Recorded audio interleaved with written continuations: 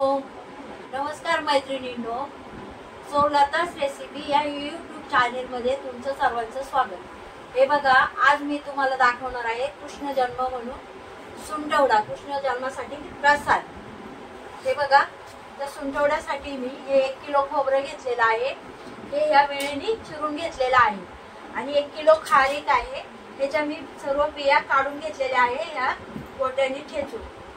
त्याच्यासाठी 1 किलो खारीक, 1 किलो खोबरं आणि मी 1.5 किलो साखर घेतलेली आहे।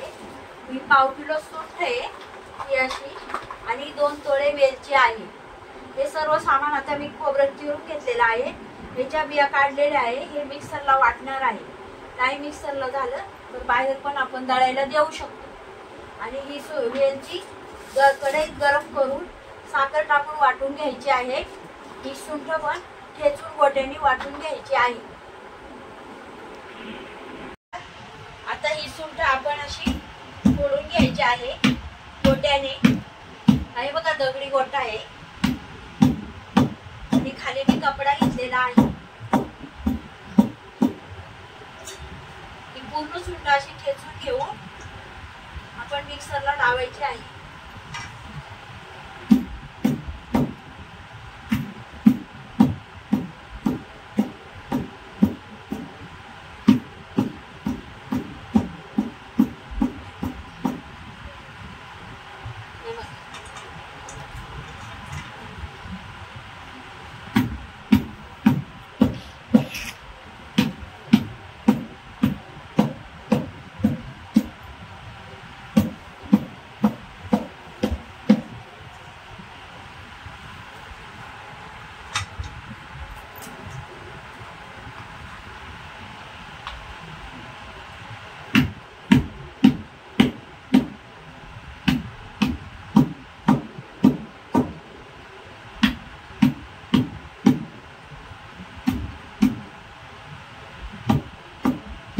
वेलची मी गरम करून घेतलेली आहे।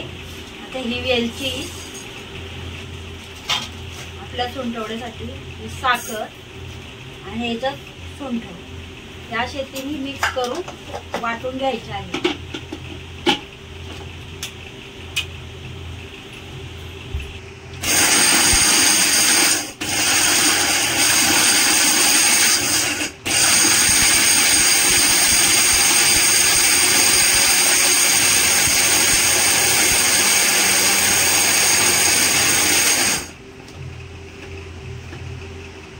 परत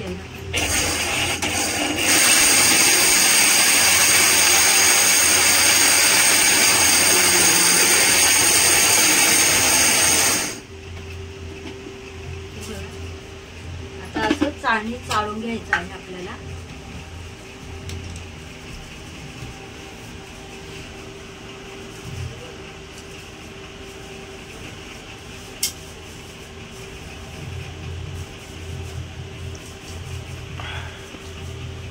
वेलची मोठी राहिलेली आहे, परत एकदा आपल्याला वाटायची आहे साखर टाकून।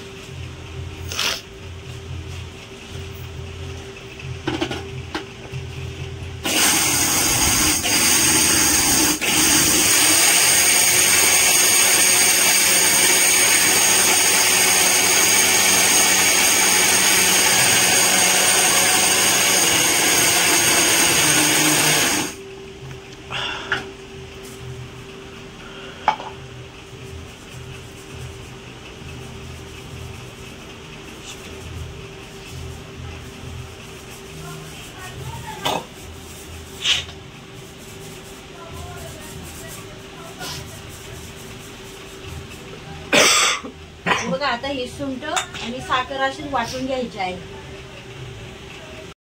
खारीक खोबऱ्याचा भुगा आहे हा असा, आणि ही वेलची, सुंठ हे सर्व आता आपल्याला वाटून मिक्स करून घ्यायचं आहे। आणि साखर ही बघा असं सर्व मिक्स करायचं आहे। अजून साखर वाटायची आहे, ती साखर ती याच्यात मिक्स करू। हा आपला सुंठवडा असं सर्व सुंठ वाटून हे करून सर्व मिक्स करून हा आपल्या घमेल्यावर सुंठवडा झालेला आहे। कारण हा सुंठवडा आम्ही जास्त केलाय की मंदिरामध्ये द्यायचा आहे म्हणून। रेसिपी सुंठवडा आवडल्यास तुम्ही लाईक करा, सबस्क्राईब करा।